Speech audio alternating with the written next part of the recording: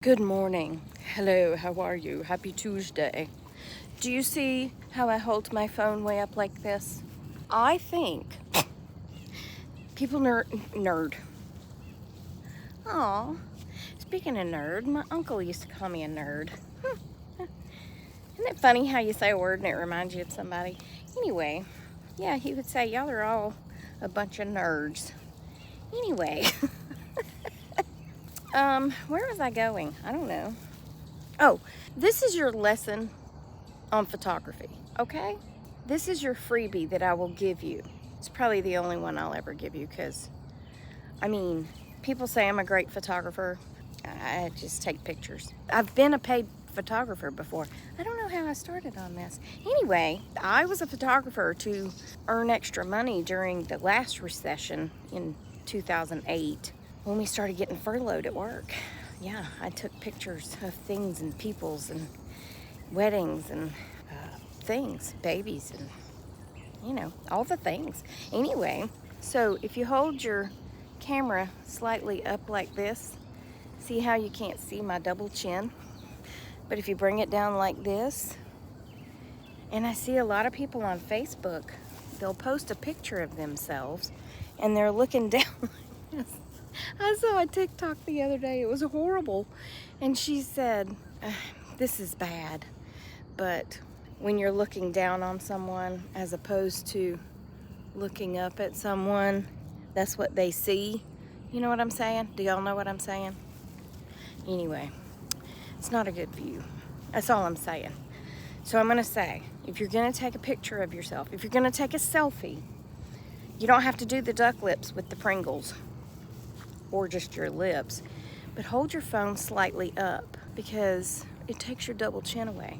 So that's why I walk around with my arm up in the air, looking like a, I don't know what, like a Twitter girl. Not Twitter, like an Instagram girl. A Twitter. I don't even have Twitter. I never understood Twitter.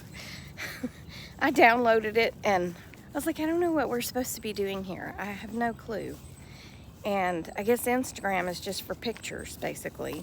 I didn't get that either. Facebook, that's it. That's all I want, Facebook. When I first heard about Facebook, I was on that other app that now I can't remember the name of. But you got to really fancy up your page and all that stuff. But I didn't want to switch to Facebook. Nope, I'm happy right here where I'm at with this social media, whatever it was. And then everybody at work was like, no, you got to switch to Facebook. Facebook's where it's at. My nephew was like, yeah, Facebook's way better. And I was like, ugh. He said, but he was younger at the time. He's 40 now, but I don't know how long. Facebook been out, like 15 years, I want to say, or more. Anyway, so he was mid-20s and he was like, yeah, Facebook's being taken over by older people. What do you mean by that, sir? Anyway, so I prefer the Facebook. Where are you going? Are you going on an adventure, sir? Hold on. Oh, you coming back out from your adventure? Okay, let's go this way. Oh, good job, buddy. Come on, let's go for a walkie. Get them doggies rolling, rawhide. Yeehaw. Come on, boys and girls. Come on. These are some of my favorite sandals. They're a little too big, as you can clearly see, because my toe hardly goes to the edge. But they're made by Tiba, and I love them. That's your only foot shot for today. I don't understand people who have foot fetishes. Their feet, their feet. But I will say, I'm not bragging, I'm just saying, I do have nice feet. I think because they're small, but I'm just gonna say it this way. I've had a lot of men stare at my feet. I'm just gonna say it like that. There it is. Yeah, and I always wanted to be like, you know how a man will walk up and stare at your chest? That's really never happened to me, ever. So I get men staring at my feet. You're standing there talking to them, and they're staring like this at your feet. And I'm like, eyes up here, sir. Eyes up here. That's what I wanted to say. But it gets kind of uncomfortable. Hold on just a second. Okay, anyway. the people across the street, the little boys came running out, and they have a Scottish Terrier. No, a Westie, sorry, the white one. And the little, I don't know, he's like 5, had it on a leash. And I was like, please don't turn loose of that leash. There's where my dog fear comes out. Not because I'm scared of a Westie. See, it's any breed. It doesn't matter. It can be a tiny breed, because my dogs don't respond well to loose dogs running up to them. Anyway, back to feet. Yeah, carrying on full conversations with men staring at my feet, and I'm like, could you please look up? Stop staring at my feet. I felt completely naked, and I kept trying to cover my feet with the other foot. You know, I'm standing there going back and forth trying to cover my toes up. Foot fetish. I mean, whatever floats your boat, but really, feet? Hi, would you like to come with us, sir? My sweet angel. Penny's always leading the pack these days, and Charles is bringing up the rear, you know? She's the front of the train, and he's the caboose. Speaking of trains, I'm all over the place this morning, so my brother called me yesterday and was asking me some questions about our family history and such as that. It just got me to thinking, because I had forgotten a lot of this. My mom told me, but then things kind of fade away, and then when he started asking me, it all started coming back. So then I got on the Googles, and I typed in my grandfather's name and his year of birth, 1898, and his year of death, which was 1982, and it brought up his family. We don't know anything really about his family except for this. And I think it's interesting. He never would talk about it. So Mom only knows like what he told Mama and the things he might say. One thing I read, so he was born in 1898. His sister Minnie was born in 1896. There was an older girl. So there was a girl named Essie, and it didn't have her year of death. It just said like 1894, and then it said deceased instead of the year of her death. And then 1896 for Minnie, 1898 for Paw, 1901 for this other girl that I can't remember her name. And then there was a boy born in 1904 named Jesse. Well, his dad's name was Jesse, which I think that's a cute name. And his mom's name was Lila. Lila died in 1904, and that last baby was born in 1904. So my grandfather would have been 5. I only say 5 because his birthday is December 26th. So unless she died in those 5 days after his birthday, he was still 5, right? And that means Minnie was 7. I don't know when the others died, but I don't think they lived very long. You know what I'm saying? And they were extremely poor. Minnie, at 7, took care of and basically raised my grandfather, because according to what we know, my great-grandfather, Jesse, I guess he couldn't handle. I don't know how many kids were left, you know what I'm saying? But I know there was Minnie and Simon. And I don't know when Jesse left them to their own devices, but he did. He left them. My grandfather, at a very early age, like 5, 6, 7, 8, learned how to go out and make money. He would do anything, pick cotton, do anything he had to do to make money. And then the train reminded me, hold on.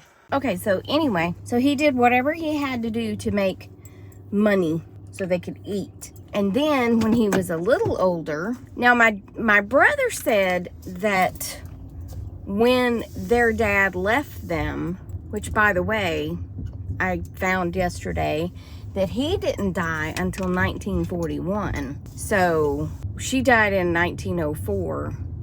And so there's, what, 36, 37 years that he was still alive, but he went off and left them.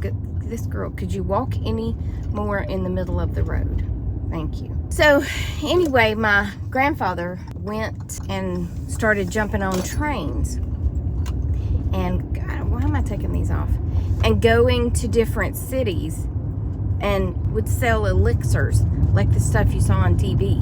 He did whatever he had to do to make money as a kid, and would, you know, be in the shows and stuff that they, you know, those traveling shows. And I don't know that he ever really got an education. I don't know that part. I mean, he was an extremely funny man, but he was quiet. And anyway, so basically he was a hobo. And then he joined the military in 1914. He was born in 1898. And again, unless he joined the military in the 5 days after his birthday, he would have been 15 when he joined the military. They didn't require all the stuff they do now. So he just told him he was 18. And he was shipped off to Europe. And he fought in World War I. And of course, made it back home. And married Maud. And went on to raise a family. And they did sharecropping and, you know, again, did whatever they had to do to make money, to make ends meet. But I just found it all very interesting. I don't know how I went from a foot fetish to that. Sometimes my mind amazes me. But anyway, yeah, isn't that crazy? Oh, I think I got on the train and then I got on him. But anyway, I just found it all very interesting. So he actually had 3 sisters and a brother, but we only knew of Minnie. Now, one thing I read said the oldest sister died in the 1920s, but the other thing didn't have a date, so I just don't know. But if she was in her 20s, where was she? I mean, you know, when she died, where was she during the time of them growing up? Because all we ever knew was that Minnie raised him as a 7-year-old girl. She raised him. Isn't that something? I mean, can you imagine a 7-year-old now taking the responsibility for their 5 or 4-year-old brother? However old he was, I can't remember, 5 or 6, yeah. It's just mind-blowing. But anyway, he was a very funny man and loved to laugh and cut up. And my grandmother, Maud Ann, was a very serious woman. I used to call her a hardcore Baptist. I don't even know if that's a thing, but that's just what I called her, because she didn't like laughter. She didn't like silliness. She didn't like all that messing and gawming. Yeah, that's a Appalachian term, I believe. Messing and gawming. The doctor told my grandfather that he would do well to drink a little bit of red wine every day for his, was it circulation in his heart? I don't know, something like that. Maud would not allow the liquor in her house. The liquor. Anyway, so we went to my aunt's house, my Aunt Joyce, who is the next youngest. My mom was the youngest and Joyce is the next youngest. So we went to my aunt's house for some sort of shindig. I don't remember what it was. But we snuck Pawpaw some red wine. Yes, we did. And my grandmother found out about it and she was so mad. But we had so much fun. And none of them were drinkers, you know? Like, it wasn't like any sort of drink fest. They were just having a little bitty glass of wine. It was just hilarious. But anyway, Maud used to send all her money to the evangelical preachers, whatever. What was his name? That guy on that TV show. She'd sit and watch that all day, and she'd send them money. There's no telling how much money she sent them. I mean, they never had a lot of money, but because he went on to work at a cotton mill, I guess is what it's called. It's Pepperell Mill, and they made, you know, like shirts and, not shirts, well, they probably did make shirts, but sheets is what I was trying to say. Pepperell Mill still makes sheets. And That's where I learned that you need to put the money in to buy good sheets. You need a high thread count on your sheets. My grandmother, Maud Ann, she drove that into our heads. You have to buy good sheets. And do you know that there are still sheets at my dad's house, I'm pretty sure they're still there, that belonged to Maud from way back. And those are some of the absolute softest sheets ever.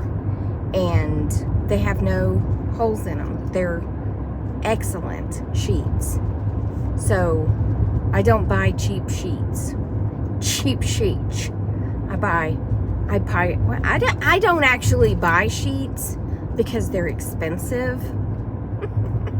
So my sister will say, what do you want for Christmas? And I'll say, well, I would like a new set of sheets, please, because they're expensive. And she knows, she buys good sheets. Yeah, now the bamboo sheets are pretty good now, but nothing beats those sheets that Maud had. And man, back in the 60s, she had some wild sheets, let me tell you. Why are we talking about sheets? I don't know, but it's funny that the things that you remember from your childhood, of the things that the knowledge that your grandmother's pouring into your head, and that's what she poured into mine. Buy good sheets. Buy a thread count 600 or higher. That's what she told us, I think. Anyway, whatever.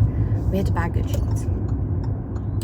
So there you are. There's your goodness history lesson and foot fetish lesson and sheet lesson that you didn't ask for, but you got anyway, right? Am I right?